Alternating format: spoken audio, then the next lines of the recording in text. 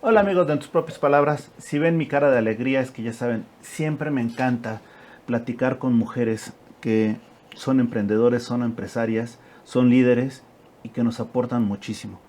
El día de hoy vamos a platicar con Marinieves García Manzano, que es directora de GMI, y vamos a escuchar, ahora sí con mucha atención, la manera como pueden haber proyectos económicos muy importantes, pero con una gran visión social. Marinieves, gracias por estar Gracias, aquí con nosotros. gracias Alejandro, gracias por invitarnos hoy y encantada de estar aquí contigo. Mira, hay varias cosas que me llaman mucho la atención. Hace poco me invitaron a un evento que estaban celebrando un aniversario, una firma, no quiero decir el nombre porque, y no, GMI, y ahí lo que vi fue que convergían empresarios, de alguna manera emprendedores, pero algo que me agradó más eran mujeres y una visión social de los proyectos. Y vas a decir, ¿por qué? Porque si bien es cierto que todos estábamos más cerca del sector privado que del público, todos tenían el compromiso de hacer algo por la comunidad, por la Sí, sociedad. Y no solo fueron tus palabras, tampoco fueron las palabras de Eric Lobo, si no mal recuerdo ajá, que ahí estaba, sino de los invitados que decían qué gran compromiso y sobre todo qué gran oportunidad tenemos de encontrar este tipo de firmas. gracias. Pero para la gente que nos está viendo va a decir, no, esto se trata de un guayabazo. No es un guayabazo. Platícanos, ¿cómo Gracias se te ocurre Alejandro, hacer una firma eh, con esa con esta finalidad? visión. Bueno, mira, yo trabajé un tiempo en el sector público, yo fui asesora de Rodolfo Elizondo cuando fue secretario de Turismo, yo estuve ahí 6 años, previamente había estado en alguna campaña política. ¿De origen panista? No, yo no. No No, él, para nada. Rodolfo Sí, Elizondo. Rodolfo Elizondo. Sí, de hecho, estuvimos la mitad del sexenio de Fox y la mitad de Calderón. Ujú. Eh, Antes yo viví en Guadalajara, trabajé en la Universidad de Guadalajara. Siempre me interesó mucho el tema de la política. De hecho, yo tengo una especialidad en filosofía política. Y es un tema que me encanta. Sin embargo, ¿cómo haces? Bueno, para todo esto irlo metiendo en el sector empresarial, ¿no? Porque finalmente, ahorita te voy a explicar por qué hay un tema político aquí de trasfondo en todo esto. Después trabajé en un fondo de inversiones y en ese fondo de inversiones que se dedicaba a desarrollo turístico, inmobiliario, turístico costero, yo manejaba la parte social y ambiental de sus proyectos. Y después, pues como nos pasa a los emprendedores, ¿no? Que dices, bueno, si lo hago para uno, lo puedo hacer para 15, ¿verdad? Pues ya cuando estás ahí te das cuenta que no es así, ¿no? Que todas estas sumas que habías hecho y entonces tú decías, bueno, yo conozco a fulano, a mengano y sultano por este megafondo de inversiones en el que trabajo, seguramente me van a contratar. La vida no funciona como uno la planea cuando uno empieza a emprender. Esto hace ya 11 años que estamos en esto. Y originalmente mi idea era repetir un poco lo que yo hacía en el fondo, ¿no? Ver los temas sociales y ambientales para diferentes proyectos. Con el tiempo se fue regulando en México y en el mundo en general el tema de la responsabilidad social corporativa.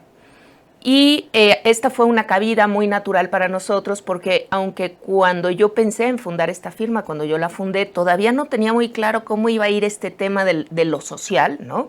Del llevarte bien con las comunidades en donde vas a desarrollar tus proyectos.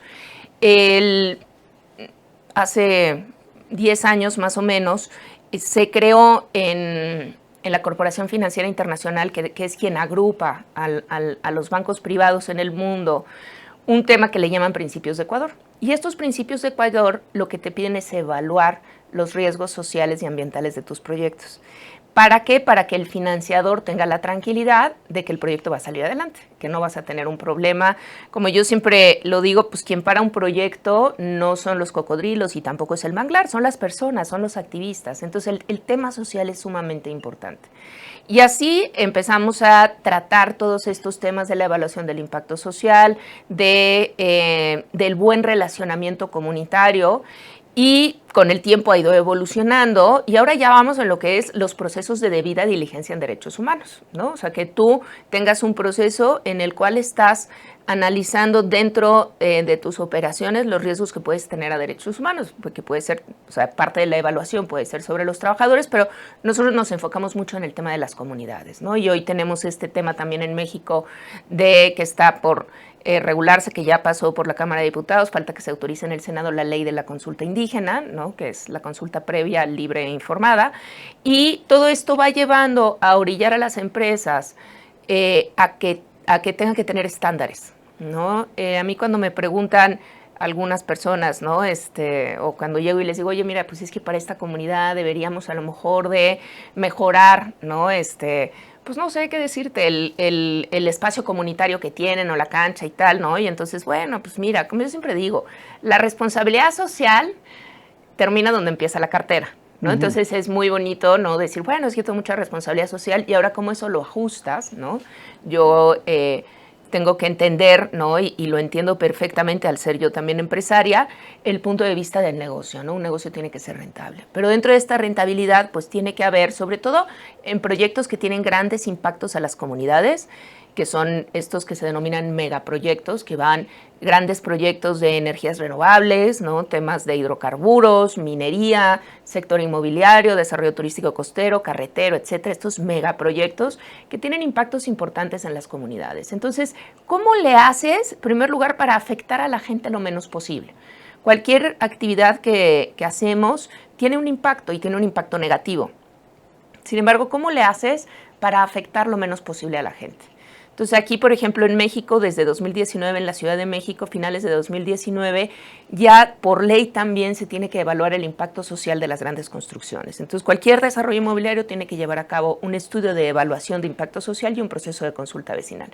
Y esta regulación va obligando que cada vez más dentro del sector empresarial se vaya convirtiendo como parte del ADN empresarial el tener esta responsabilidad social corporativa. Entonces, por supuesto que dentro de la gente que nos acompañó y que te agradezco muchísimo que hayas estado aquel día, pues están empresarios del sector minero, de diferentes cámaras empresariales, del sector energético, hidrocarburos, renovables, minería, desarrollo inmobiliario, construcción carretera. ¿Por qué? Pues porque ellos son con quienes nosotros tratamos. Y nosotros lo que buscamos es que se entienda y que nuestros clientes adopten la responsabilidad social corporativa con las comunidades y no solamente lo vean como, híjole, es que ahora tengo que hacer un trámite más, ¿no? Qué flojera. Pues no. Sin duda, pero fíjate, Marina, has dicho varias cosas que... Ahí te va. Primer Dime. lugar.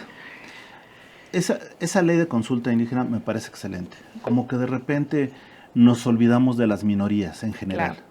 En general. Y, por ejemplo, hablamos muy bien de los indígenas. Hay veces que cuando fue el movimiento del 94, todos se pusieron ¿cómo se llama? Sus banderitas de San Cristóbal, Sí, claro. Aplaudieron cuando entraron aquí el ejército zapatista y decían, bueno, vamos a ver algo por los indígenas. Ha pasado el tiempo y Sí. es muy poco el avance.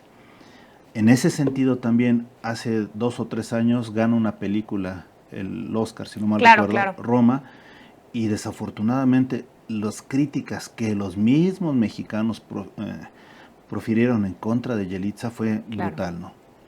Sí. Hoy es modelo ella, pero en ese momento, créeme que se veía un México racista, o algunos mexicanos racistas, pero hay que considerarlo. Y el tercer punto, hablamos de indígenas, pero usualmente, como país, solo nos acordamos de ellos en el Día de la Independencia, por el mes patrio, Sí, pero sí. realmente como que han faltado políticas públicas reales para generar una cohesión entre los mexicanos. Mira, es un tema muy importante y muy interesante Yo tuve el gusto, yo soy abogada también, además de haber estudiado filosofía, y yo tengo el honor de pertenecer a la Barra Mexicana Colegio de Abogados, donde hace 4 años, gracias al apoyo de quien entonces era presidente Héctor Herrera, abrimos la Comisión de Asuntos Indígenas dentro de la Barra, precisamente para atender, ¿no?, todos estos temas, pues como la propia palabra lo dice, los asuntos indígenas, no solamente los temas legales de los indígenas, ¿no?, sino los asuntos indígenas en general. Y bueno, aquí nosotros, ¿qué es lo que tenemos en México como país? El debate siempre ha estado entre integramos a las comunidades indígenas o no las integramos. Y ahí es donde empieza a partir, digamos, lo que tiene que ver con el debate filosófico y ético de cómo convivir con las comunidades indígenas, ¿no? Generalmente la respuesta, digamos, más avanzada habla de multiculturalismo, ¿no? O sea, de entender que somos un país multicultural dentro del cual hay diferentes culturas que conviven. Sin embargo, también dentro de esto, pues hay, como tú lo sabes, todo este tema progresista de otorgar más derechos a las minorías. Entonces, por ejemplo, si este tema del proceso de consulta deviene de un convenio que tiene firmado México, ratificado desde los 90, del convenio 169 de la OIT, y que, aunque pues, se ratificó, realmente nunca se había llevado. ¿Esto qué es lo que busca? ¿Cuál es el espíritu del convenio 169? Pues que el desarrollo no se haga de manera despiadada, ¿no? Sino que tomes en cuenta a los pueblos y las comunidades indígenas como beneficiarios también del desarrollo. Entonces, el debate es muy interesante porque además no solamente está desde ese punto de vista, sino también, por ejemplo, el debate jurídico, ¿no? Del pluralismo jurídico.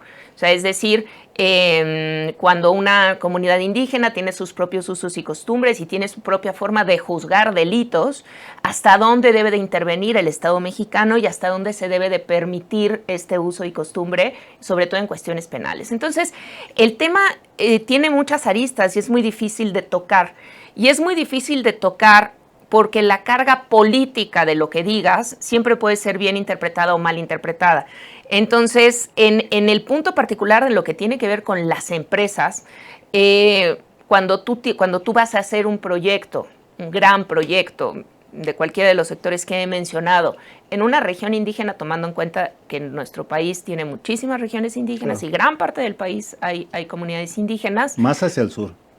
Hacia el sur, pero pues también en Durango, ¿no? O sea, sí, también claro. En otros estados, pero sí, sobre todo hacia el sureste.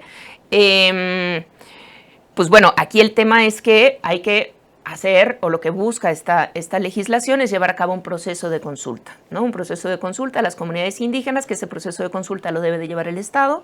Y el chiste es ese, llevar, atender las necesidades que tienen esas comunidades indígenas. Aquí, como insisto, cada caso es totalmente distinto y cada caso es diferente, porque también uno puede tener un abordaje de decir, oye, pues mira, si voy a llevar desarrollo, ¿no? Les voy a poner, no sé, paneles solares en sus casas, lo voy a arreglar y entonces lo voy a hacer un polo turístico y van a tener más empleo y tal. Pero la comunidad indígena puede decir, a ver, yo quiero estar como estoy. Esa es tu visión de desarrollo, no mi visión de desarrollo.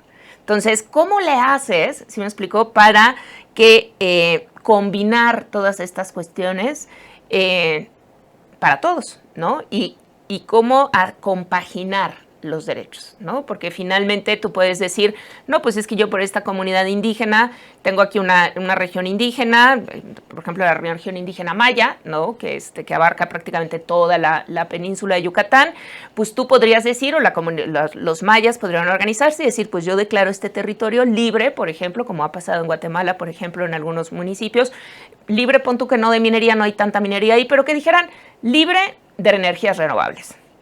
Y entonces quien vive ahí dirá, oye, a ver, espérame, yo quiero energías renovables porque el tema del cambio climático y demás. Entonces, ¿cómo concilias? ¿Sí me explico? ¿Cómo concilias los derechos de grupos tan diferentes? Y la única manera de que lo puedes hacer es desde un punto de vista positivo, encontrando los puntos en común y elaborando las divergencias. De lo contrario, los proyectos se vuelven caóticos y no hay nada para nadie, ¿sí me explico? Y todos pierden, como yo he platicado cuando me ha tocado debatir con algunas ONGs que están en contra de los procesos de consulta y que, por ejemplo, llaman a las comunidades a no permitir ser consultadas y demás. Yo les digo, bueno, pues es que al negar el diálogo, ¿sí me explico? Negamos el interculturalismo, negamos absolutamente cualquier posibilidad de compartir este país, ¿no? Porque finalmente lo que tenemos que encontrar es cómo vamos a compartir este país con el máximo beneficio para todos. Entonces, es muy complicado el poder, de hecho, hasta aquí en la Ciudad de México, ¿no? Cuando nosotros hacemos procesos de consulta aquí en la Ciudad de México, de consulta vecinal, pues poner de acuerdo los intereses de los vecinos con los desarrolladores, los diferentes grupos vecinales que tienen intereses completamente distintos, es complejo. Entonces, es tejer con mucho cuidado. No, y fíjate que, por ejemplo, eso yo lo veo, me queda claro en el sector de los empresarios, ¿no? Los empresarios, la iniciativa privada, tiene que atender esos procesos. Sin embargo, también muchos dirán, bueno, y esos procesos los sigue el sector público porque de cara a lo que son las grandes obras, Tren Maya, Dos Bocas, el nuevo aeropuerto de la Ciudad de México, cuando se canceló el viejo aeropuerto, ¿realmente fueron consultas o nada más fueron situaciones 100% políticas? Pues mira, no conozco cómo se haya hecho el proceso de consulta indígena en el Tren Maya, pero si hubiera cumplido con los requisitos que tienen, que por ejemplo hay ciertos estándares internacionales que establecen organismos como la ONU, ¿no?, para estos procesos, seguramente hubiera tomado mucho más tiempo. Entonces, no sé cómo se haya realizado. El hecho es que hoy no vemos que haya, por ejemplo, demandas en la Corte Interamericana contra el Tren Maya, como sí las hubo, por ejemplo, contra parques solares, ¿no? Entonces, de alguna manera el gobierno logró llegar a un acuerdo con ellos, no sé cómo se haya hecho, pero la realidad es que si no hubieran llegado a un acuerdo, hoy podría haber, que hasta donde yo entiendo no las hay, quejas presentadas en la Corte Interamericana, y no se presentaron. Entonces, de alguna manera llegaron a un acuerdo. ¿Se me explico? Entonces, ¿qué es lo que buscas? Pues trata de llegar a un acuerdo. Sin duda. Y por el otro lado, fíjate que dentro de las minorías, ahorita se está hablándose mucho de los migrantes, Claro. de los derechos de los migrantes, de las personas con distintas preferencias, aunque creo que ellos son los que han tenido más suerte porque lo han sido más considerados en términos generales. Y hay un sector que me parece fundamental que debiéramos como sociedad tener mayor sensibilidad, los adultos mayores. Bueno, ese es un gran tema. De hecho, por ejemplo, cuando tú haces una evaluación de impacto social, tienes que precisamente identificar si hay grupos vulnerables que se pueden ver afectados. Esto pasa mucho, por ejemplo, en comunidades que las personas mayores, rurales y con antecedentes indígenas, las personas mayores recolectan leña y la llevan para cocinar, utilizan leña. No ha habido muchos esfuerzos, por ejemplo, en el sexenio pasado de cambiar estas estufas de leña por otro tipo de estufas, calentadores eléctricos, etcétera. Sin embargo, el uso y costumbre es muy arraigado. Entonces, si tú, por ejemplo, vas a desmontar un parque solar de 300 hectáreas, ¿no?, para tú construir ahí un parque solar muy bonito y las renovables y todo lo demás, pero resulta que en ese monte, y no estoy hablando de propiedad, estoy hablando de, digamos, de apropiación de esas cosas, resulta que en ese monte van los adultos mayores a recoger leña. Entonces tú vas a desmontarlo y entonces lo que vas a hacer es que esos adultos mayores a lo mejor vayan a tener que ir más lejos. Entonces, ¿cómo le vas a hacer para atender ese impacto? Entonces, por supuesto que la evaluación de los impactos sociales, a diferencia, por ejemplo, de una evaluación de impacto ambiental, ¿no?, que simplemente pues hace, no lo demerito en lo más mínimo, ¿no?, pero es distinto, si me explico, distinto. Es una dinámica mucho más técnica, científica, y aquí, sin embargo, pues necesitas ver cómo vive la comunidad, y gran parte del tema son los adultos mayores, por supuesto, y adultos, o sea, los grupos en situación de vulnerabilidad, ¿no?, porque el tema grupos vulnerables, digamos que ya no es políticamente correcto porque no son vulnerables. Lo que están es en una situación de vulnerabilidad que se les podría quitar, pero no es que sean per se vulnerables. Entonces, pues que sí, ¿no? Son los originales y tradicionales, niños, mujeres, adultos mayores, personas con discapacidad, ¿no? Y obviamente los indígenas, que son estos grupos que están en una situación de vulnerabilidad o marginalidad, sobre los cuales tienes que ser muy claro en tu evaluación de impactos para ver si los afectas. Por ejemplo, si tienes una unidad minera en la cual el taller de los camiones está junto a una escuela, ¿no?, y entonces hay ruido en la escuela, bueno, pues ahí estás afectando, ¿no?, a los niños. Entonces sí tienes que hacer la evaluación general, pero particular sobre grupos vulnerables. Ahora te pregunto, ya los empresarios, sabemos que existe de alguna manera la importancia de lo que estás haciendo, pero realmente en términos generales como sociedad, ¿estamos conscientes de que lo necesitamos? Ni los empresarios. O sea, eso es justamente lo que te iba a decir. O sea, digo, esa es la verdad. Yo a lo largo de 11 años me he visto en la situación en muchas ocasiones de tener que rechazar clientes que no entienden esto, ¿sí me explico? Y que entonces lo ven como, pero es que ¿por qué tengo que gastar? ¿Y por qué me tengo que fijar? O sea, yo no tengo la culpa de que el señor venga aquí, o sea, que recolecte en otro sitio. Este terreno yo lo voy a comprar, ¿sí me explico? Entonces, hay mucho desconocimiento en muchas ocasiones. El desarrollo cambió en el siglo XXI y en muchas ocasiones los empresarios, grandes empresas sobre todo, que son las que hacen estos grandes proyectos, porque un proyecto de estas características, un megaproyecto no lo hace una pyme, son grandes empresas, en muchas ocasiones transnacionales o mexicanas con grandes capitales, pues no tienen un interés real, si me explico, de entender el desarrollo en el siglo XXI, sino que se sigue pensando en el desarrollo como en el siglo XX. Que si tú recuerdas, antes era muy común decir, no, pues yo tenía un terreno por Cuernavaca o por Valle de Bravo, y un día llegué y había un poste de CFE y nadie me había preguntado nada, o me hicieron una carretera. Así se hacía el desarrollo en el siglo XX. En el siglo XXI se tiene que buscar más el acuerdo social para el desarrollo, ¿sí me explico? Y entonces, ¿eso qué es lo que te va a dar? La licencia social para operar.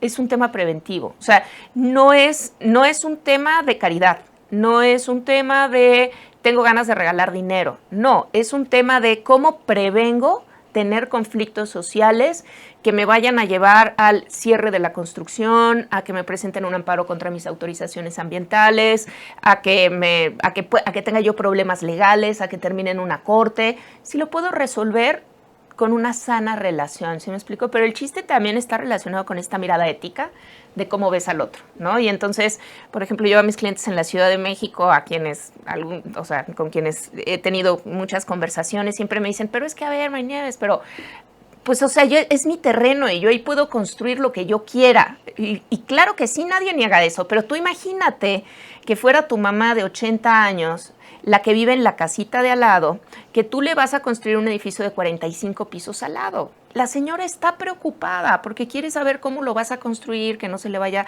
a lastimar su casa, que esté bien. Y tiene razón, es legítima su preocupación.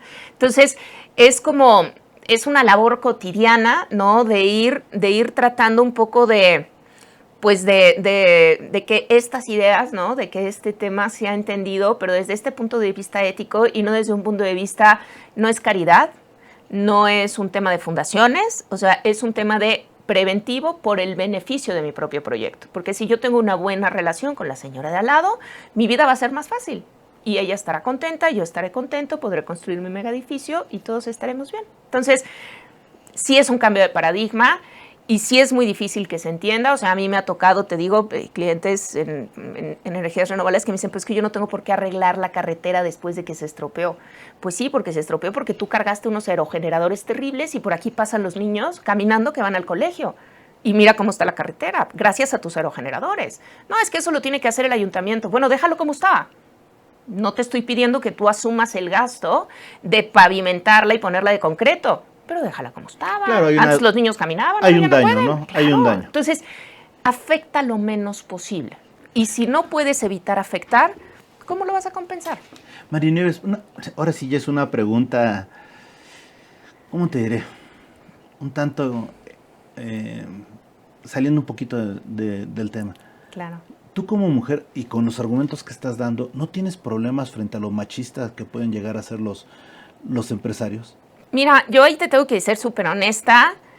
Yo nunca, jamás en mi vida he interpretado o sentido o pensado que a mí alguien me haya dicho algo porque yo soy mujer. Si alguien me ha dicho algo o ha pensado que es que es insoportable, pues lo piensa igual si fuera hombre o mujer, ¿sí me explico? O sea, yo nunca he tenido, y lo digo con todas las letras y siempre donde me han invitado lo he dicho, yo nunca he sentido una discriminación por ser mujer. Puede haber discriminación por mis ideas, ¿sí me explico? Pero porque puedes decir, mira, sabes que yo prefiero otro tipo de consultor que no me venga con estas locuras, pero no porque yo sea mujer, sino pues porque a lo mejor son mis ideas las que pueden ser incómodas, pero no porque sea mujer. Entonces, al contrario, yo te puedo decir que para mí el ser mujer ha sido fantástico porque me ha abierto muchísimas puertas, en contrario de como lo ven muchas otras mujeres que sienten que se les cierran. Yo te podría decir que estoy fascinada de haber nacido mujer y que se me han abierto muchísimas puertas por el hecho de ser mujer en lugar de que se me hayan cerrado. Excelente, vamos a hacer una pequeña pausa y al volver me gustaría que me dijeras algo. Hoy por hoy ya vivimos una posibilidad de hacer cabildeo en las cámaras, etcétera. Claro. ¿Cómo ves ese avance en estos momentos? Pero no me respondas ahora. Si les parece bien, hacemos una pequeña pausa y volvemos. Estamos en tus propias palabras. Conoce una nueva forma de ver televisión. wowmx.tv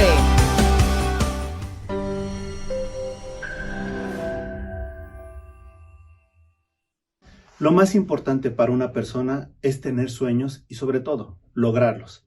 Es por eso que en la Correduría Pública 22, es decir, Ruiz Robles, corredores públicos y peritos traductores, estamos en la mejor disposición de apoyarlos a alcanzar sus sueños. Acérquense con nosotros. Nuestro compromiso es generar la certidumbre en todas sus operaciones, en sus negocios, en sus empresas y lo más importante, que ustedes tengan la satisfacción de generar la riqueza que con su trabajo merezcan. Vengan con nosotros, estamos para apoyarlos.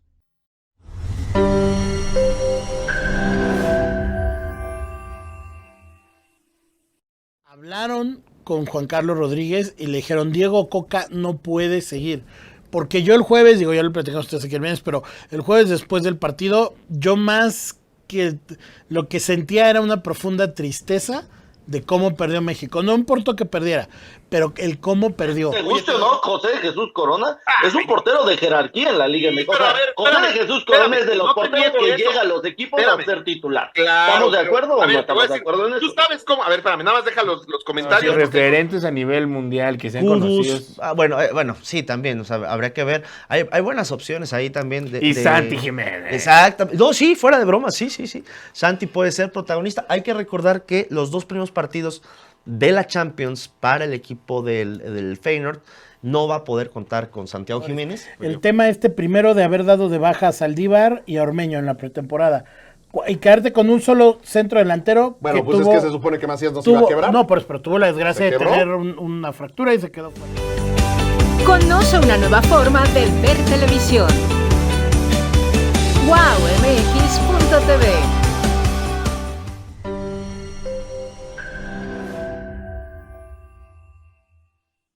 Lo más importante para una persona es tener sueños y sobre todo, lograrlos.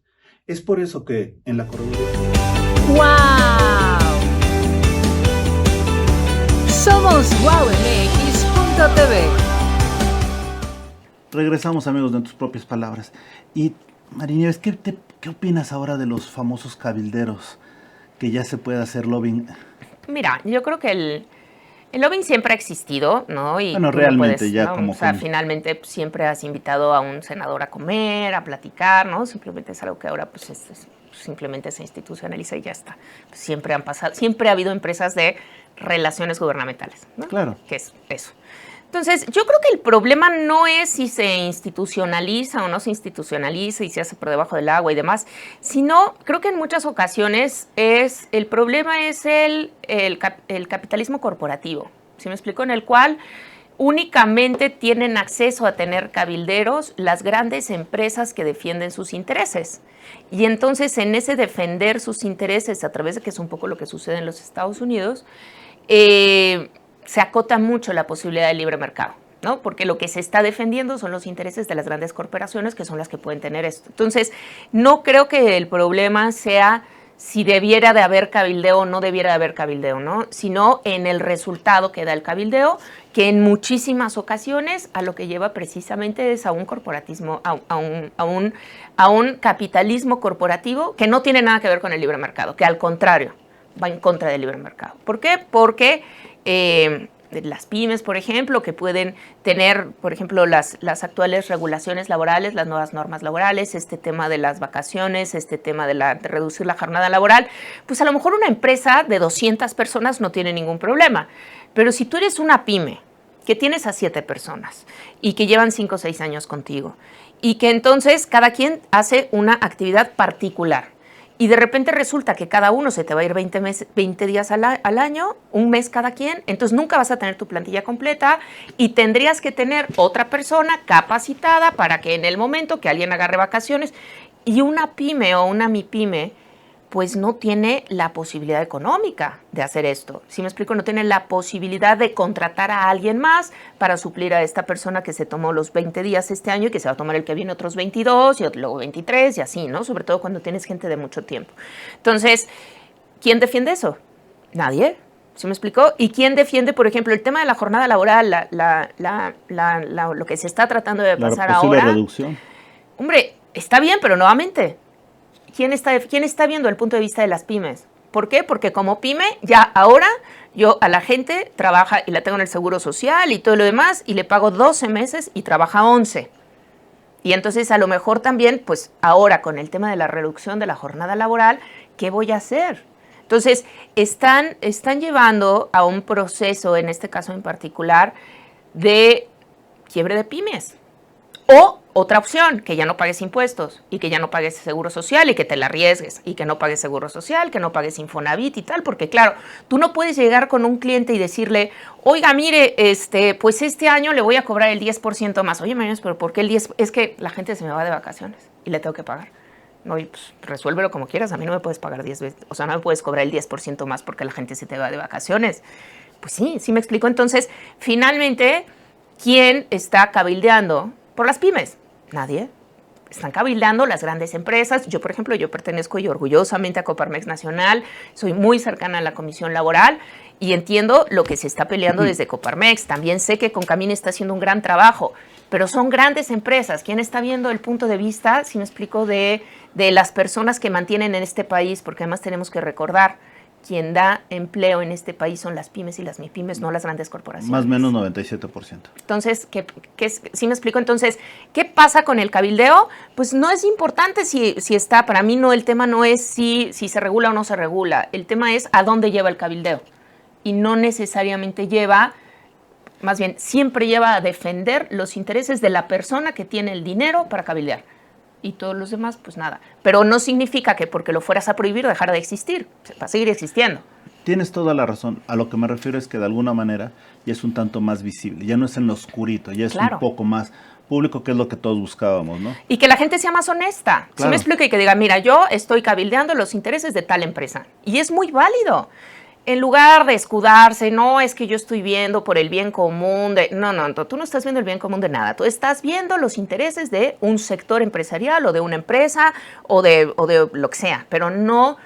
Porque creo que eso permite que la gente pueda ser más honesta y en lugar de estar diciendo, yo protejo la salud, yo protejo el medio ambiente, yo protejo... No es verdad, tú lo que estás haciendo es proteger los intereses de las grandes corporaciones. Y es válido. Nada más, ¿quién defiende los intereses de las pymes y de las MIPYMES, no? Fíjate que hay algo que me llama mucho la atención y ha sido la visión empresarial que comentabas. Hoy por hoy se ha logrado mucho avance en el aspecto de iniciativa privada. Claro. Proteger a los trabajadores, jornadas, vacaciones, aguinaldo.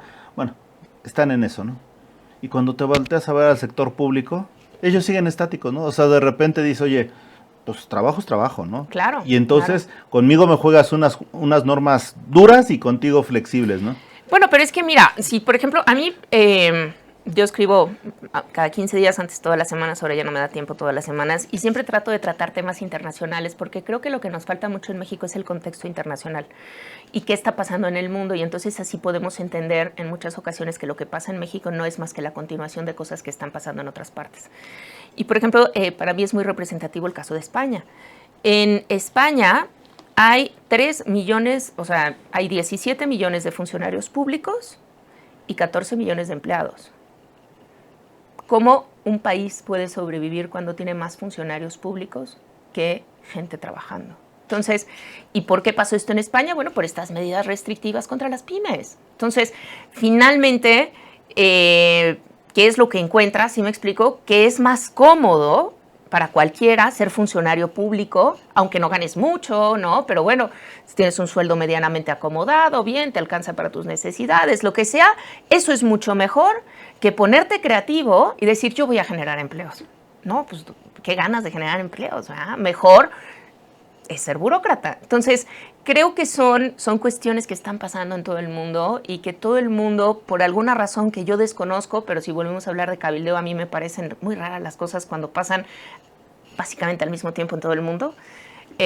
Alguien debe de estar atrás haciendo esto y yo creo que lo que se le está haciendo mucho daño es a la economía de la clase media y a la que es la que mantiene al país y es la que genera los empleos. Y máximo en un país que tiene tanta economía informal como México. Claro, por supuesto, ese es otro tema también, ¿no? Pero es que, a ver, Alejandro, finalmente es que te empiezan a orillar, claro. ¿Sí me explicó? Porque entonces, oye, a ver, si yo entre seguro social, vacaciones, esto, lo otro, bla, bla, bla, bla, es que ya no me alcanza. Entonces, bueno, pues mira, ¿y si no pagamos el seguro social? ¿Y si no los contratamos así? ¿Y si vemos cómo no pagar el ISR? Y entonces después la gente termina totalmente en la economía informal. Claro. pero es que ya se empieza a convertir en un tema de supervivencia. Sí, y además si te pones a pensar que el quinto empleador de México es el narcotráfico. Bueno, claro, bueno. Entonces pues, ya dices, supuesto, no, pues bueno, ya, ¿a dónde vamos, no? Claro, no, bueno, estoy en el mundo equivocado, pero... Sí, claro, o sea, ¿no? y del lado equivocado. Y del lado ¿no? equivocado y todo. Pero finalmente este es el tema, y luego además escuchas, ¿no? Escuchas las propuestas actuales de los candidatos, de las candidatas, ¿no? Todas están enfocadas en más programas sociales. Y para que haya más programas sociales hay que cobrar más impuestos. Y para cobrar más impuestos, ¿a quién se los van a cobrar? A las pymes y a los trabajadores. Una de las cosas que me llama mucho la atención es que muchas veces no nos damos cuenta, una persona que nos esté viendo que tenga un sueldo, que reciba 25,000 pesos al mes, que de cada 8 horas que trabaja, 3 se las regala al Estado. Pero no lo pensamos, ¿sí me explico? O sea, nosotros pensamos que vamos a trabajar todo el tiempo y que vamos a trabajar para nuestro patrón. Pero no es verdad. Nosotros en la mañana, las horas de la mañana, por decir, de 9 a 2 a que salimos a comer, trabajamos para el patrón. En la tarde trabajamos para el Estado, ¿eh? Entonces, sería importante ver eso, ¿sí me explico? ¿Por qué? Por los impuestos que estás pagando. Porque finalmente te están reteniendo el 30%, o sea, entre todos los gastos que se retienen y todo, no asumimos o no nos damos cuenta los ciudadanos de qué tanto trabajo estamos haciendo gratis para el Estado. Y que a lo mejor si ese trabajo, en lugar de hacerlo para el Estado, lo hiciéramos para una fundación, para una ONG, para una causa social y demás, seríamos mucho más productivos. Estoy de acuerdo, pero partes de un país o de un sistema en que se genera todo en la desconfianza. Pero por mucha confianza que haya, no, de todas maneras el resultado es el mismo. No coincido, pero por ejemplo Mantener en Estados gente. Unidos lo vemos, todos los actores, los deportistas tienen fundaciones en donde dice, ¿sabes qué? Yo me la puedo jugar. Claro, porque ahí porque lo que pasa es que ahí es deducible y hay otro negocio derivado de la deducibilidad, que es el negocio de las family offices y de las fundaciones.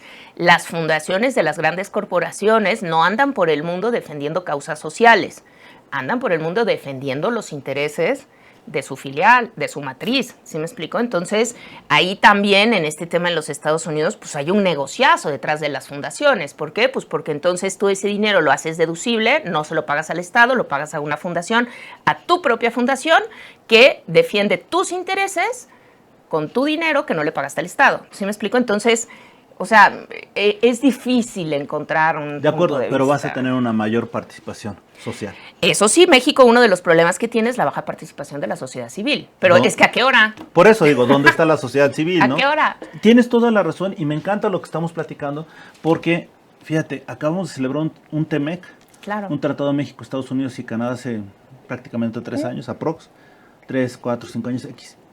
Y lo que vemos ahí es el capítulo 25 que habla del apoyo, de lo que se va a hacer, ese gran consolidado que se va a hacer en favor de las pymes, ¿no? Ajá. Y te pregunto, ¿qué hemos visto? Nada, absolutamente nada. Pero del tema laboral sí hemos visto, sí me explico, o sea, de las presiones de los Estados Unidos sobre los temas laborales en México, eso sí lo hemos visto, pero sobre el tema de las pymes, pues no, ni lo vemos ni lo veremos por esto que te digo, ¿sí me explico? O sea, finalmente sí hay un tema del capitalismo corporativo que va en contra del libre mercado. ¿Por qué? Pues porque lo que se defiende son los intereses de las grandes corporaciones y lo que se va a defender en el TEMEC pues son los intereses de quien tiene la posibilidad de llevar a un arbitraje al Estado mexicano, por decirte, o a su contraparte. Una pyme está en total indefensión. Muy difícil. Entonces, pero sin embargo esa pyme es la que mantiene al país. No, precisamente por eso te diría, ya no te vayas por cuestiones políticas, vete por cuestiones lógicas. Así es. ¿Sí? Porque mientras generes para las pymes, vas a generar estabilidad social. Por supuesto, y empleo y riqueza. Exacto, y el día que le sigas pegando, o sea, síguelos exprimiendo y al final va a ser como el perro que a orillas, ¿no? Te va a morder. No, porque finalmente como lo resuelves es con ayudas sociales. Y ayudas sociales, como así lo están resolviendo en Europa, con ayudas sociales. ¿Sí me explico? Entonces, bueno. Cuando tienes de dónde fondear. Cuando imprimes más dinero. Exacto. ¿Sí me explico? Cuando imprimes más dinero, cuando pides más dinero prestado, entonces, por supuesto, ¿no? Te alcanza, pero no porque lo estés generando dentro de tu país, sino porque lo estás pidiendo prestado. O sea, esta inflación que se vive en el mundo no es de gratis, ¿no? Es por la impresión de dinero de los países, ¿no? Que se dedicaron a imprimir dinero durante 3 años. Marine, pero una preguntota. Salimos tantito de esto y hay algo que me llama la atención para la gente que nos está viendo. En primer lugar, danos tu página o tus redes para que nos puedan seguir. Claro, mi Twitter es @gm_marinieves y bueno, si alguien quiere ver lo que hago, que creo que ya nos desviamos mucho, pero pues estoy muy contenta platicando de esto, es gmiconsulting.com.mx, y ahí pueden ver todo lo que nosotros hacemos y bueno, pues en mi Twitter podrán ver más de todo esto que estamos platicando, que es lo que me gusta. Pero fíjate que creo que no nos estamos desviando por una sencilla razón. Al final lo que hablamos es de una mujer preparada que puede proteger los intereses de las personas que nos están viendo y eso me encanta, porque obviamente si yo les dijera es muy buena, van a decir, está bien, pero si tú estás con argumentos confirmando lo que digo, eso es excelente. Y justamente para eso iba. ¿Qué pasa con una persona que dice, sabes qué, voy a hacer una construcción en X pueblo? Llegan contigo, ¿cómo es el día? ¿Cómo trabajas tú para llegar a satisfacer sus necesidades en torno a generar un proyecto con justicia social, si es que pudiéramos llamarlo así? Mira, lo primero que hay que hacer es precisamente, lo primero que tienes que ver es qué tipo de proyecto es y analizar como primero la zona donde se va a hacer, ya una zona rural, un lugar urbano, lo que sea, las características de la gente que vive ahí, las obras y actividades que vas a llevar a cabo en el proyecto en las diferentes etapas, desde la construcción a operación, preparación del sitio, etcétera, e identificar tú primero cuáles son los impactos que tú ves que pueden existir, ¿no? Y entonces tú puedes decir, oye, no, pues mira, yo creo que aquí, pues cuando pasen los camiones afuera del pueblo para la construcción, que van a llevar toda la infraestructura y demás, pues va a haber un problema. Entonces empiezas a tener un primer análisis. Con ese primer análisis vas a campo, vas a la comunidad y entonces empiezas a hacer una cosa que en ciencias sociales se llama inmersión etnográfica, que es que empiezas a platicar con la gente. Y empiezas a ver cuál es su forma de vida. Y entonces empiezas a identificar otros impactos, a validar los que tú pensaste que podían suceder, pero a identificar otros que a lo mejor van a tener muchísima más significación social y que nunca los habías visto. Por ejemplo, te puede pasar que puedo volver a hablar de la región maya, porque tiene todas las características para proyectos complejos desde el punto de vista social, y resulta que cuando llegas al predio ves que, o al pueblo en el que se va a hacer, resulta que ese predio, que es de los ejidatarios lo utilizan, alguno de ellos, para el tema de la miel. Y entonces que son abejas meliponas, que son las de ahí, que son las que no pican. Y ves que la señora recoge la leña ahí también en ese predio. Y ves que los niños, que hay una vereda que pasa por ahí, que es la que los niños utilizan para ir al colegio.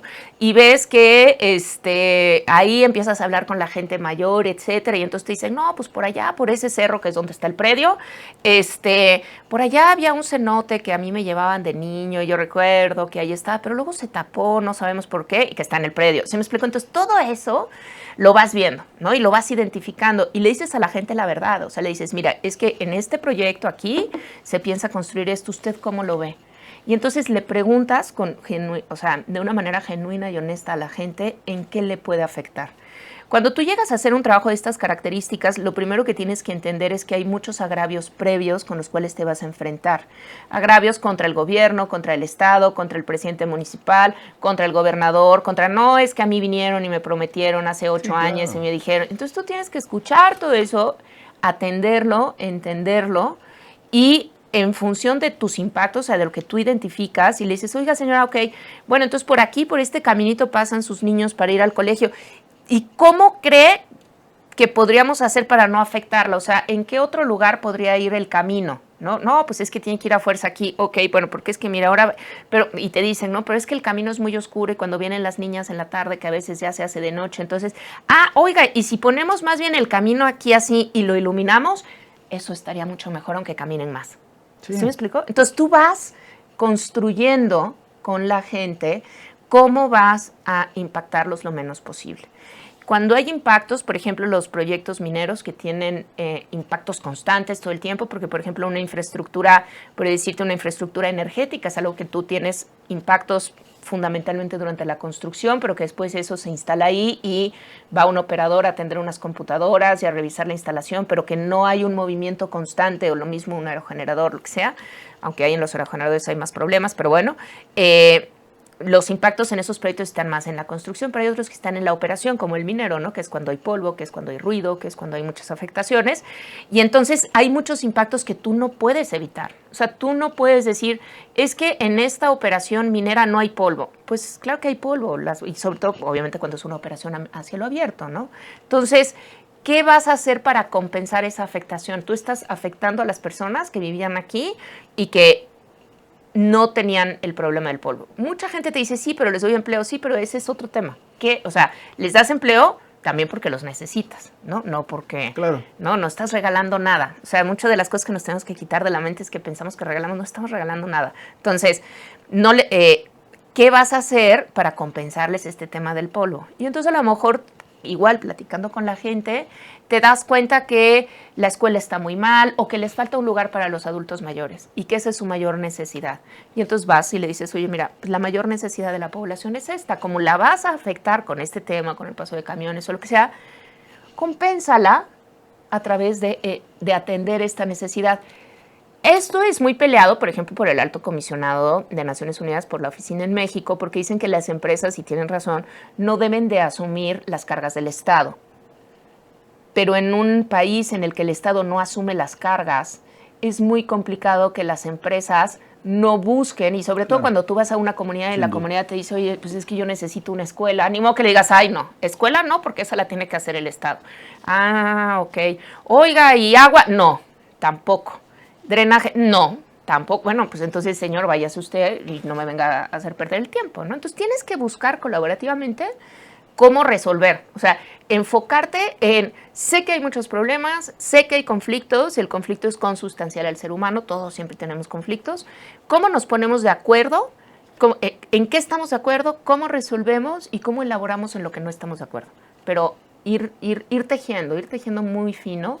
Y lo mismo, con diferentes particularidades, puede ser en una comunidad rural, que en una construcción de 45 pisos en la Ciudad de México, que en un gasoducto en la Sierra Tarahumara, ¿no? O sea,